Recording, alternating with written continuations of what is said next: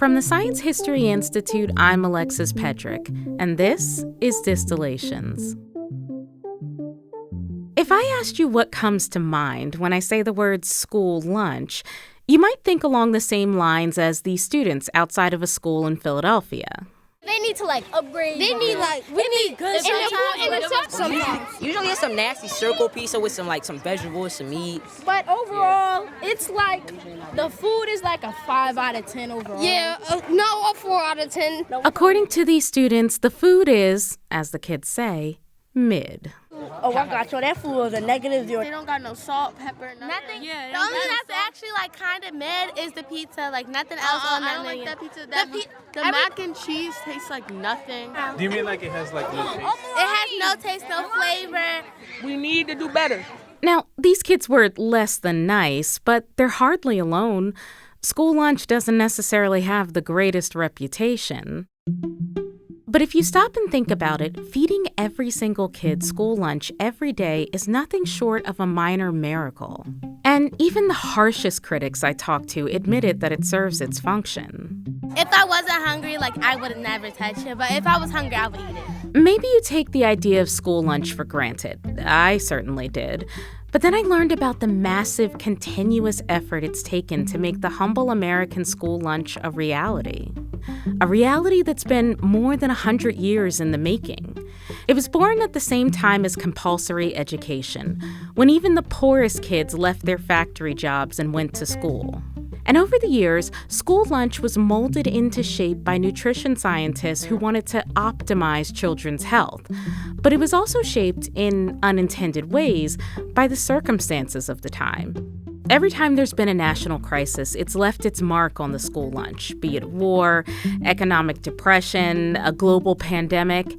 Each crisis could have wiped school lunch out for good. And yet, it survives. Chapter 1.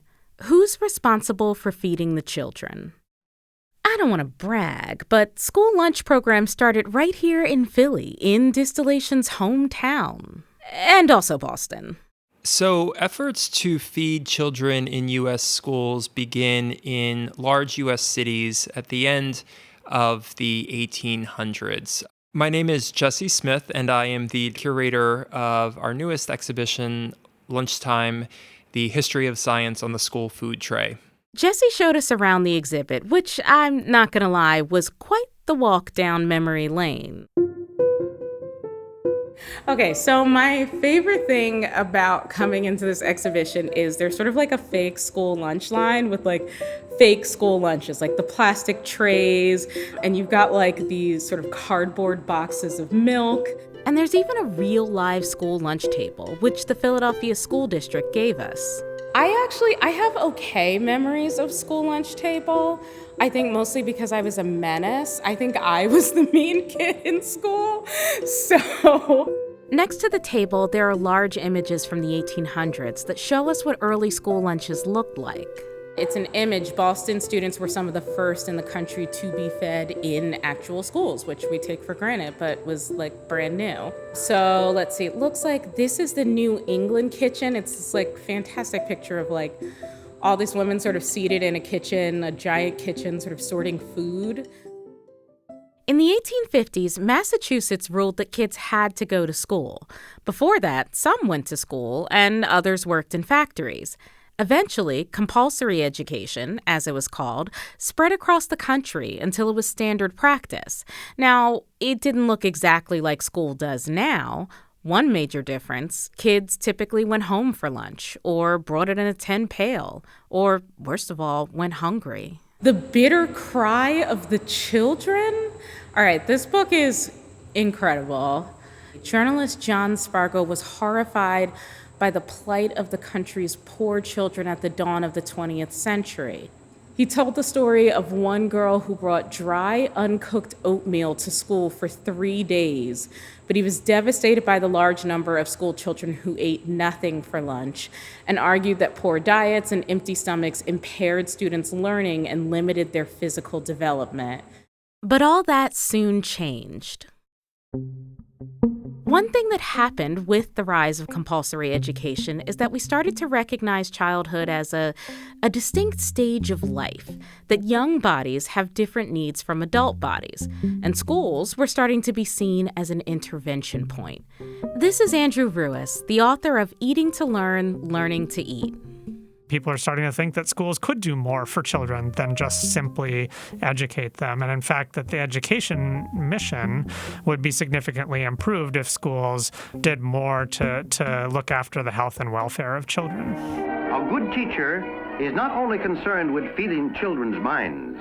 What feeds their growing bodies also concerns her deeply. This is also a period when schools started to explore, whether they should be, getting glasses for students who had eyesight problems. These efforts were part of a growing movement called municipal housekeeping. And this was a work largely led by women's groups that extended care from the home out into the community. So they advocated for clean air and fresh water. They established kindergartens and playgrounds, shared kitchens, communal laundromats. So a lot of those forces are coming together and lead these early efforts at school feeding, largely driven at first by what we might think of, in Philadelphia's case at least, as PTAs, voluntary associations. In other places like Boston, they were started by the growing number of home economists. Starting in the early 20th century, educated women who wanted to be scientists but weren't allowed to work in chemistry labs or teach at universities had to make their own spaces. So they formed their own associations called home economics associations. This is Susan Levine, the author of School Lunch Politics. Home economics at that time actually was a very scientific endeavor, looking at the nutrition content of food, exploring the role that vitamins played in human health. They looked at diets and made recommendations. Home economics comes at a time when there's a new scientific way of thinking about food and nutrition. You have a lot of scientific research in this period that's looking at things like the importance of variety in a diet. We start to think about food in the familiar categories that we know today, thinking about foods in terms of carbohydrates and proteins and fats. And because people in urban centers were living much further away from their food sources, we got new worries like adulteration. Putting things into food that actually aren't food, or things that we wouldn't want in food. So an example would be hay seeds that were used in strawberry jam to mimic the seeds of a strawberry so that the makers could use less expensive fruit and they could have other things like hay, or things like sawdust in flour. This is also the period of time that brought us the calorie. All right, so I'm looking at a picture of this. It kind of looks like a telescope on two legs. It looks like you can pull off the top and kind of fill things in it like liquids, and it just sort of like drips out into the bottom. It's really sort of sci-fi looking, actually, for being from the 19th century. This machine was known as the calorimeter. So human subjects would go into this and perform activities like eating lunch or washing clothes. The goal was to be able to identify the amount of energy that was required for those activities and also the amount of energy that was in particular foods. The calorie was important at this time because beyond worrying about exactly what children ate, we also wanted to make sure they were eating enough food, period. They believed that poor people, of course, were malnourished. They were thin, and they needed to have whole milk, cream, heavy calorie-laden foods. From the beginning, there was another goal beyond merely feeding students a meal during the day. School lunch itself was meant to be educational. To teach them what was considered to be modern scientific eating habits. And I think even to this day, people think that if you teach children about nutrition, they'll take those ideas home, and families will begin to incorporate those ideas into their own cultural food habits. Each city's school lunch looked a little bit different because, well, each valued different things. New York City school lunches were provided by a home economics group called the School Lunch Committee, and they valued diversity, so their school lunches reflected that. Places like New York and Boston and Philadelphia and Chicago, you had large Jewish populations who might need kosher meals. You had Catholic populations who wouldn't eat meat on Fridays. You had large populations of German or Irish or Italian students, all of whom had different preferences for the kinds of foods they ate.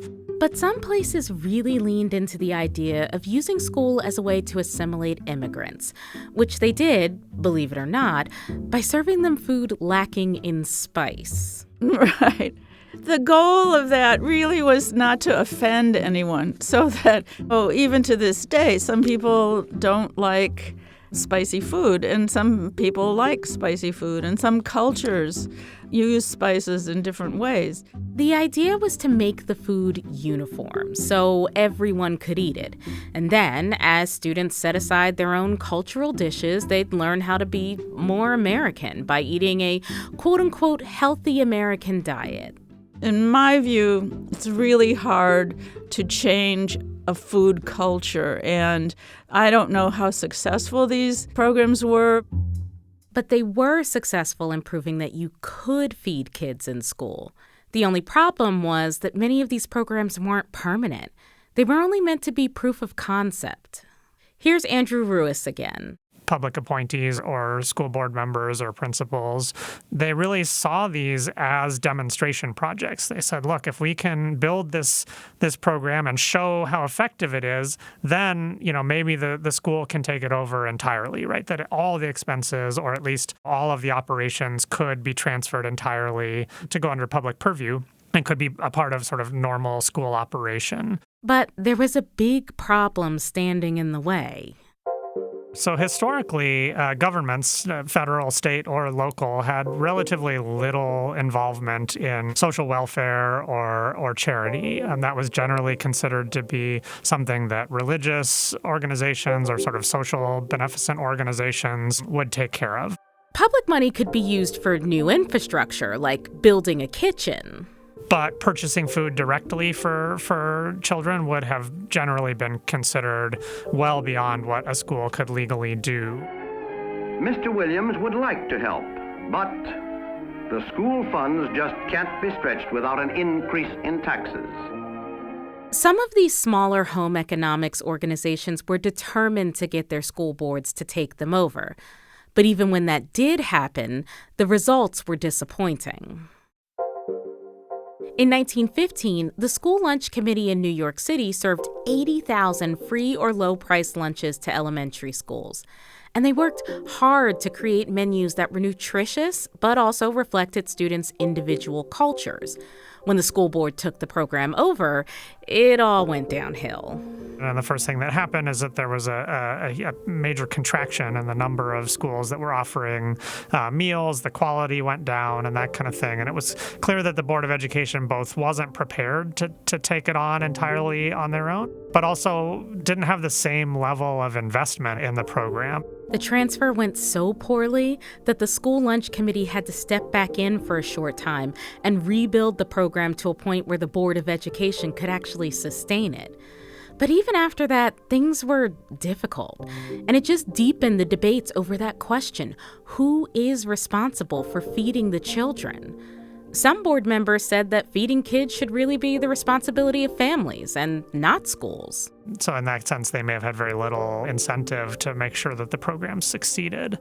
Sounds cold, but school boards had to manage everything else that went into running a school, and now they were supposed to feed students on top of that? It made sense that lunch wasn't their number one priority. Now, this could have been the end for school lunch, but the thing is, once the genie's out of the bottle, you can't put it back in. School lunch programs were incredibly popular. Parents insisted that schools had to keep these programs going, and so they did. But as compulsory education spread, becoming the law in all 50 states by 1918, another, even bigger scale organization stepped into the school lunch fray. Chapter 2: The federal government gets involved. It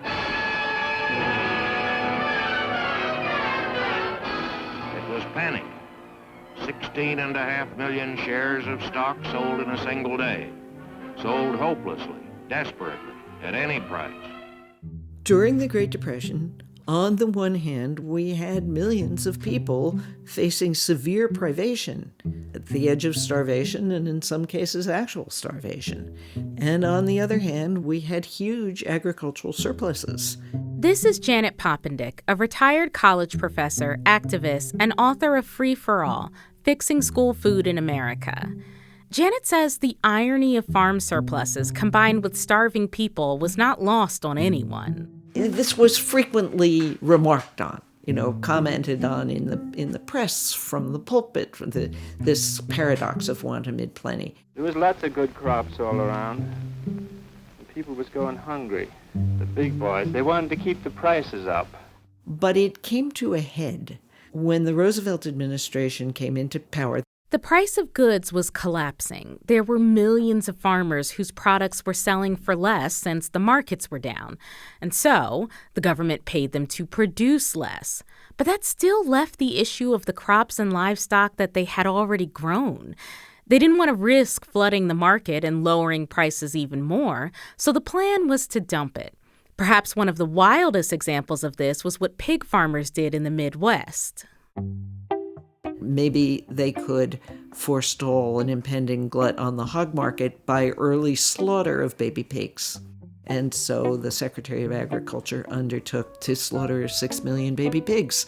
The Department of Agriculture offered to buy the pigs at advantageous prices, and so farmers turned their pigs over.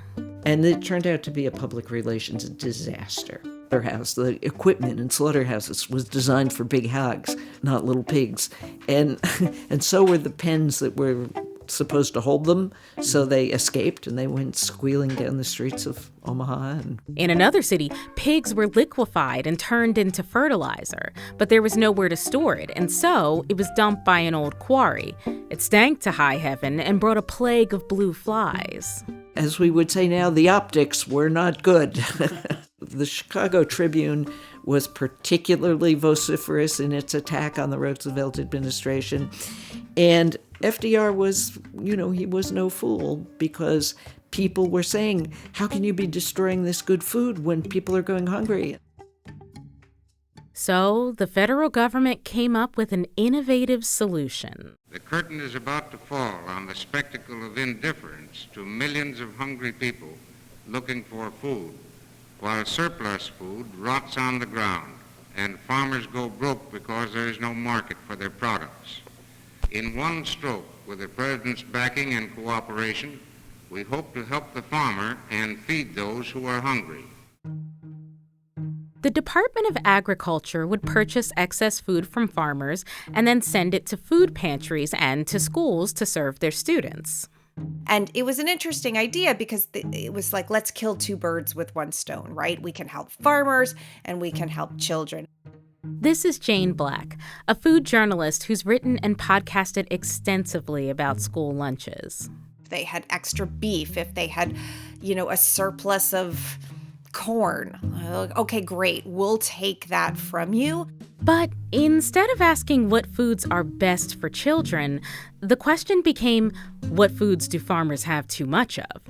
Here's Susan Levine again. And there are lots of stories about schools getting too many apples, and they find them, in the toilets and things like that. And they got too many olives one year, and kids won't eat that. And so it was very difficult to plan in terms of the school districts. It was hard to plan the menus.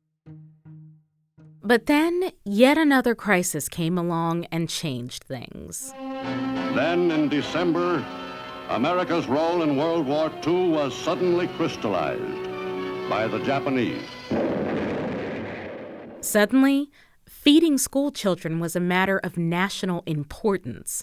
Janet Poppendick calls it defense nutrition. So it was to have a pool of well-nourished, at that point, young men whom we could recruit and send off to war.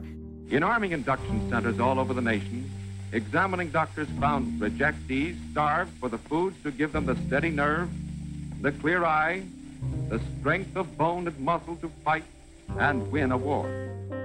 Who did the actual government turn to when they needed help getting nutrition back on the menu? The Department of Agriculture. Now, I know what you're probably thinking. Didn't I just say the Department of Agriculture pushed nutrition out of the limelight? Well, it turns out the Department of Agriculture was actually well positioned to help with this because they'd been funding and working with nutrition scientists since the 1860s. Department of Agriculture had a Bureau of Home Economics with a lot of nutrition scientists in it to say, tell us, how much iron do we need? Remember those women who ran the first school food programs who couldn't work as traditional scientists? They found employment in the Department of Agriculture when they couldn't find it in other kinds of labs. And that was because there had been a tradition of women in working with farm families and looking at diets and nutrition in different kinds of communities around the country, both immigrant communities and rural communities. So women played a very big role in the Department of Agriculture in establishing nutrition as a scientific endeavor. And it was thanks to their work that we got things like the recommended daily allowances. Maybe you've heard that a man is supposed to get something like 2,000 calories a day, while women are supposed to get 1,800. That's where it came from.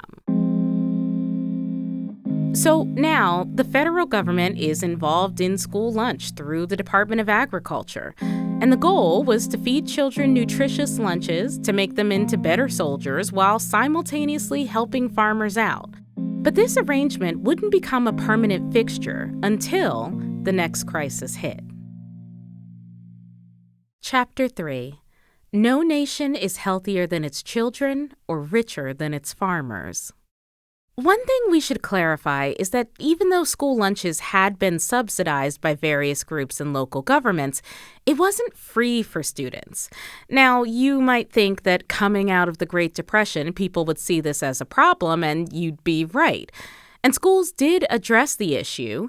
Here's Andrew Ruiz again. So in the early development of school meal programs, they're all local programs, which meant that the way they were financed was determined locally. In many cases, advocates for school meals really hoped that they would be free for all children, what we now call universal free meals. But that was not really a political reality in the early 20th or mid-20th century. The compromise was usually that schools would use charitable donations to provide meals for poor students. But it was complicated because a lot of people didn't like using public funds for charity. So students who could afford to pay did. They would charge essentially a nominal fee, enough to cover the costs of making and serving food, to both help finance the program itself, but also to kind of make sure that public monies were not being spent on charity, which generally would have been illegal. But still, this idea gathered steam, that there should be some kind of national school lunch, some way of ensuring students got food during the day. And as has become commonplace in the story of this miraculous undertaking, there were debates. Here's Janet again.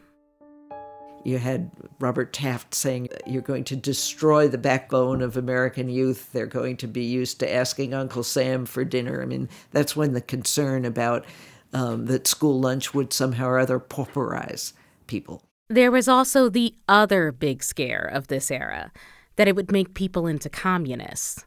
Still, in 1946, an interesting alliance formed in Congress. Segregationists in the South, out of all people, believed feeding children was important. And yes, it was probably the case that they liked the farmers in their states getting paid by the federal government for their surplus goods. On the other side, you had progressives from California who wanted to use the school lunch program as a way to, stop me if you've heard this before, educate kids about nutrition. But it wasn't a completely rosy alliance. And there was very strong resistance from Southern senators and members of Congress because they were worried about if the federal government got involved with the schools, that they would push for an end to segregation. How then did we get a national school lunch program? Compromise. it was decided that school lunch programs would be run by state and local governments, with farm surpluses and some money from the federal government, although ultimately they'd need to make up the difference themselves. Deep South conservatives were happy because they believed they wouldn't have to worry about the federal government desegregating schools, and after some debate over the best agency to run the program, the Department of Agriculture won out. After all, they were already involved, but still, it doesn't seem like the most logical choice. It's absolutely bonkers when you think about it, that this program is administered by the U.S. Department of Agriculture. You would think that it would be the U.S. Department of Education or maybe even Health and Human Services. But the Department of Agriculture was written into the law. The National School Lunch Act was signed by President Truman in 1946. And he famously declares, and this is important for what happens next, that no nation is healthier than its children or richer than its farmers. So from the very beginning, this was a program that was set up to help two interest groups. Although I would say farmers were more of an interest group and kids were more of a byproduct. Still, there was plenty of reason to be optimistic.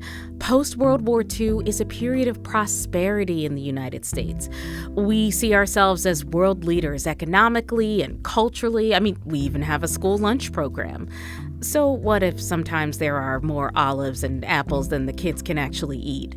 But it's not over. In 20 years, school lunch would face another crisis. Chapter 4. The Rediscovery of Hunger. Hunger is hard to recognize in America. We know it in other places, like Asia and Africa. 10 million Americans are hungry.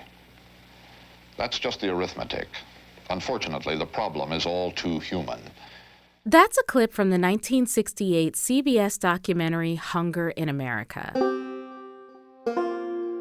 That prosperity we were experiencing, the image of the United States as a wealthy country, turns out there was more to the story.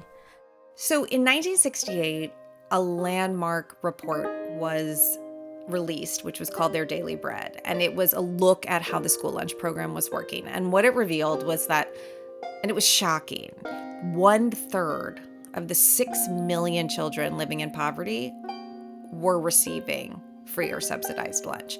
There was actually an example in the report that I always remember that was one school in Alabama had just 15 meals for 1,000 children, because that was all that the money that the USDA was sending that they could afford. When you go to school there, do you take lunch with you? No, sir. And what do you eat at noon then? Nothing. Do they have a cafeteria there? Yes, sir. Do they know that you eat nothing at noon? I guess not. How much does lunch cost over there? 35. Do you have 35 cents to buy your food with? No, sir. Up until this point, the Department of Agriculture was providing schools with food and also giving school districts money to subsidize the cost of these meals. But over time, the math had changed. By the 60s, the schools really weren't receiving enough money to cover their costs, and so the very poorest schools started to pull out of the program. Because the money just wasn't enough, they couldn't feed enough kids, they said, we're not going to participate. The unintended consequence, and I really think that unintended consequences are a theme of school lunch history, is that middle-class students were the ones that ended up benefiting the most, because the USDA money would come in, it wasn't quite enough, but in these wealthier communities, the community could make up the difference. So rich kids end up getting school lunch, not rich, but middle class and rich kids end up getting school lunch, and poor kids don't, which is not what they had set out to do. So Congress was shamed into taking some action. There were congressional hearings, like this one, led by Louisiana Senator Alan Ellender, where he was confronted by welfare rights activist Martha Grass. You're looking at the man who fathered the school lunch program. It's my program that I put in 20 years ago. How come those kids are not eating as of today?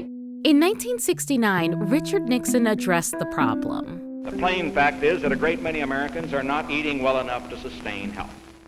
By the 1970s, a series of bills overhauled the school lunch program. And what they did was they created what we now call the three-tiered system. And what this was that so students from the very poorest families would be entitled to a completely free meal. And those with more, maybe not a lot, but more, would pay a reduced price.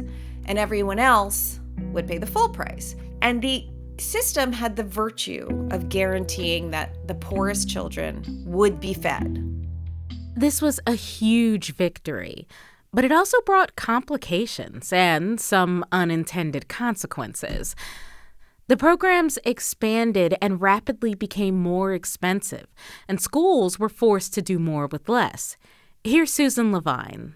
The result of that is problematic because the free lunch mandate only covers the cost of food.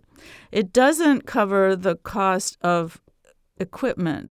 That throws the local and state school lunch programs into a quandary because they have to then provide free lunch, but they also have to then come up with increased funds to pay for the expanded number of kids that they're serving. With less money for kitchen equipment and cafeteria workers, local governments had to find a way to make it work. Some school districts turned to the private sector. Until the 1970s, this wasn't allowed, but that changed. By the 70s, end of the 70s, those regulations are lifted or eased, and some school districts begin to contract with private food service companies. By bringing in outside vendors, they basically allowed fast food into the schools, putting it at odds with the nutritional goals the program was also trying to meet. But at the same time, it also, and here's one of those unintended consequences, transformed school lunch into a program that felt like a welfare program, that felt like a program for poor kids rather than a program for all children. I'm intimately familiar with this problem because I was one of those kids that got free school lunch. When you start differentiating between poor and better off kids, it creates stigma and shame. It doesn't work well. It undermines the reputation of the food, so then kids don't want to eat it because if they think of it as poor kids' food. It imposes a stigma that's deterrent. Some kids who need the food won't participate because they think people will think they're poor. It doesn't happen in all schools, but it happened in a lot of schools. Add to that the complication of trying to figure out who qualified for these meals. Schools went with a formula created by the Department of Agriculture. It became known as the poverty line, but the number was way too low and didn't account for how much the cost of living varied from place to place. Schools were overburdened. Figuring out who qualified for free school lunch was one more thing to do, and nutrition was still a problem. And it was about to get worse. In this present crisis, government is not the solution to our problem. Government is the problem.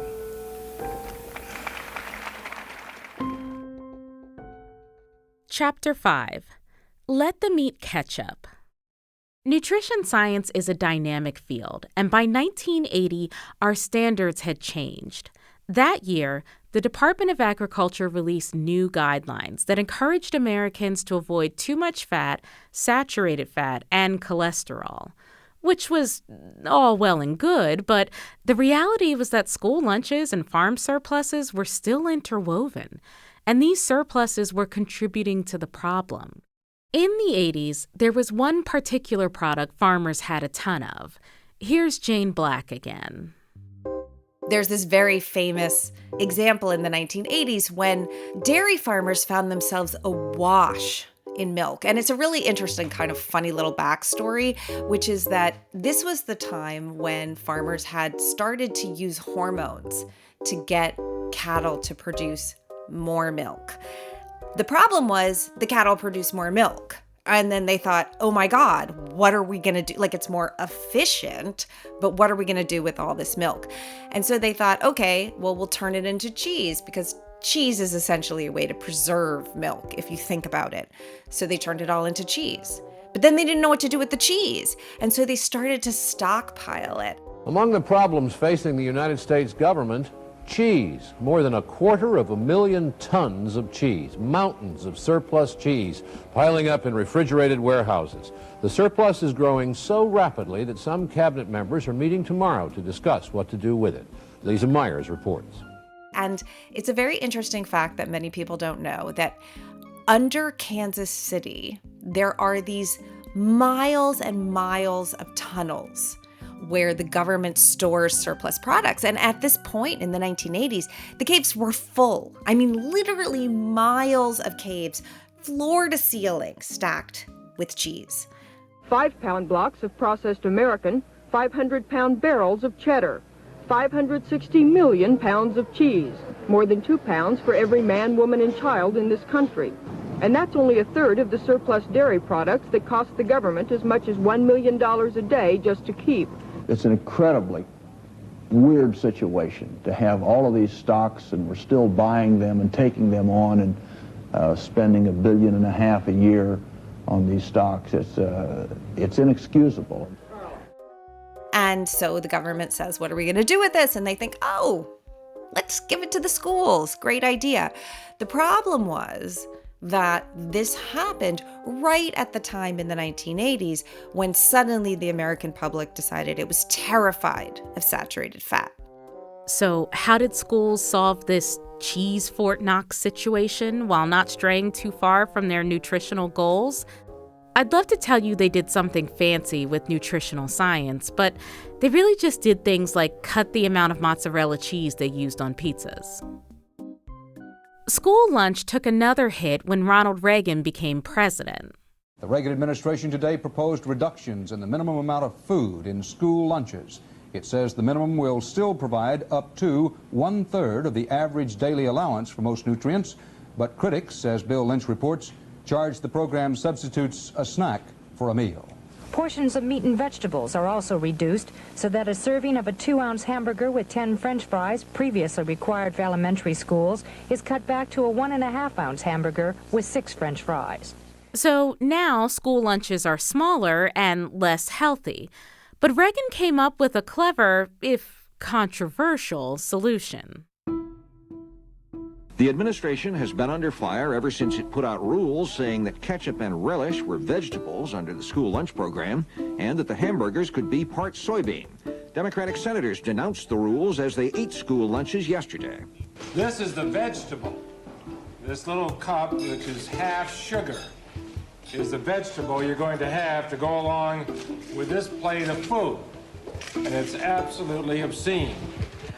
That's right. Ketchup, if you follow the logic, is made out of tomatoes, so it was just like having tomatoes on the table. Advocates had a banquet meal on the steps of the Capitol, proudly showing how meager and thus cheaper a school lunch could be and still get reimbursed. The press had a field day, and the ketchup proposal was withdrawn a month later. Instead, they lowered the eligibility requirements for free school lunch, which meant students now had to be below the poverty line to qualify. They also paid less money to farmers for their excess crops, and while this solved the budgetary issue, it also created some unintended consequences. The meals became more expensive, and a lot of people decided not to eat them, to bring lunch from home, or increasingly kids go out to the corner store for lunch. So you had a drop in the paying customers, you had a drop in the reduced price participation, and you had a less adequate reimbursement for the meals served free. So it created a financial crisis. Schools responded by switching to industrialized meal systems. Think airline meals or TV dinners that are manufactured, frozen, and then sent to schools to be reheated. Plus, as even more schools turned to privatization, companies began courting school districts. These vendors came in and sold school boards on a whole system where the vendor provided the walk-in freezer, the stacked tray things that you roll the meals into the freezer and out of the freezer, and then you roll them into an oven. So you needed almost no labor. And maybe now this starts to sound like the school lunch you know and, no. A 3-tier, semi-private system with food kids don't love and thus don't want to eat that creates shame and more work for schools in trying to determine who's worthy. What was it those kids at the beginning said? We need to do better. Chapter 6, Universal School Lunch. Around the time that school lunch was becoming privatized and struggling with shortfalls was when Janet Poppendick went from being an academic to an organizer. Her main goal was to implement universal school lunch. This means that all the meals are free to all of the kids, no matter their income level. I believe that universal free school meals creates a situation in which you can integrate the school meal with the curriculum in a way that I don't think you can do when the meal is stigmatized or only some kids are eating. So that's what I look forward to, a time in the future when all our kids will have access to meals free as a regular part of the school day. It is, in some ways, a return to the vision that those first municipal housekeeping groups and home economics associations had. And it's not that far off. Changes started during the Obama administration with the passage of the Healthy, Hunger-Free Kids Act of 2010. The act basically raised reimbursement rates, but also introduced the community eligibility program, under which basically if a certain percentage of kids at a school would qualify for free or reduced price lunches individually, then the whole school could qualify. It was a huge reduction in paperwork because as long as 80% of students meet the income guidelines, schools are allowed to serve universal school lunch, which is how it is in Philadelphia. This is Stacy Smith, who oversees the lunch program for the entire district. Any student that's within the school district of Philadelphia can receive a free breakfast or free lunch, which is great. You know, they don't have to. It just makes it so much easier and cleaner. I think that they had employees that specifically only dealt with the application process. It's a much more sensible way to feed children at school. You can focus on preparing good, healthy, nutritious meals. In 2017, Poppendick and others persuaded the city of New York to get funds for a universal school lunch.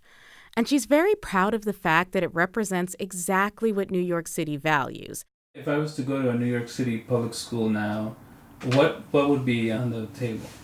Well, you would see that we value diversity, because on the menu would be some Asian American food traditions and some Italian American food traditions.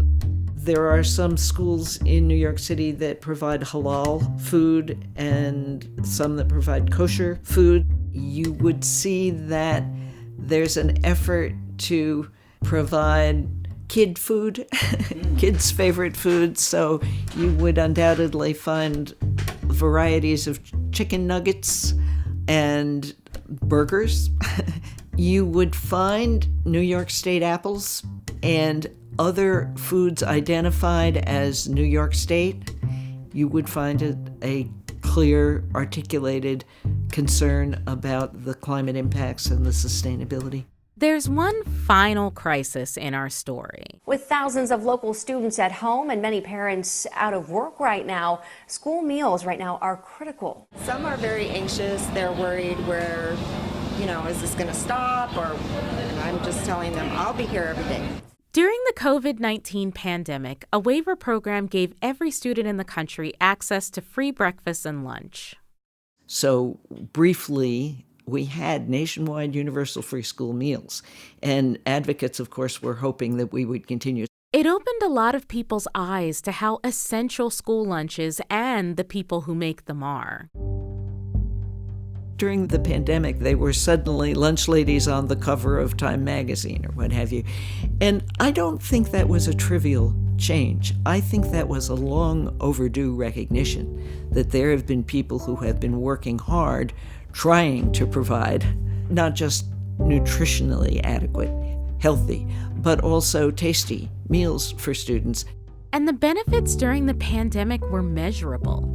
Average daily participation in the lunch program increased by 1.4 million.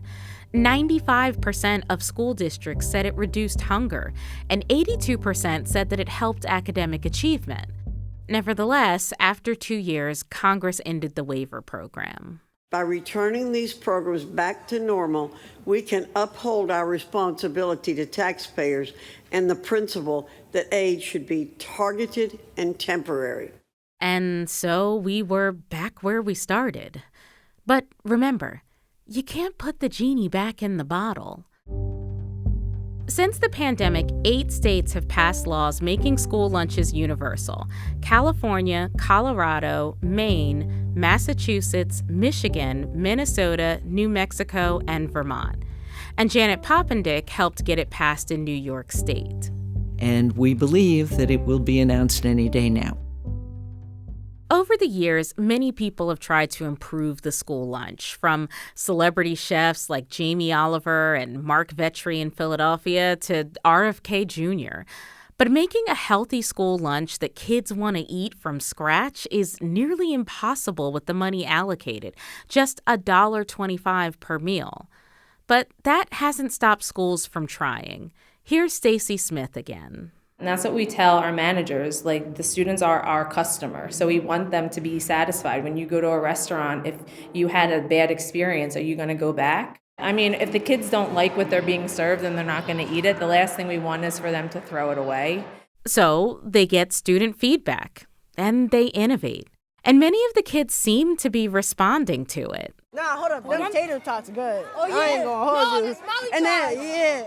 Probably the biggest success they've had in recent years is with something known as the walking taco.